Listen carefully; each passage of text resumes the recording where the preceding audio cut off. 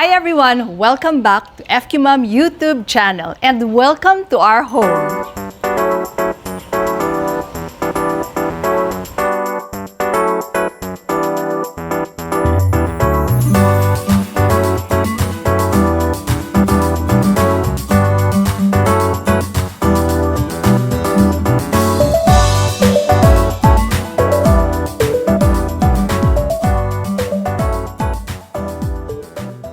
Marvin and I recently renovated this house, and some of you have sent me messages asking if I could give a house tour.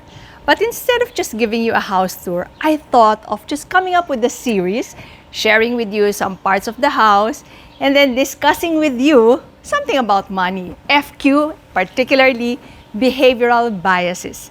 To those of you who already have a copy of your FQ book 2, while financial education alone does not work back to back with the psychology of money, you know what I'm talking about. But even if you don't have your copy yet, you will be enjoying this video series. Marami tayong pagkukwentuhan. Alam niyo, interesting kasi, di ba?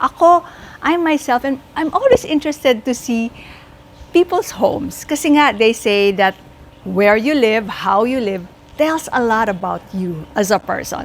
So I'm excited, and I hope you could all join me in this series of house tour plus behavioral biases.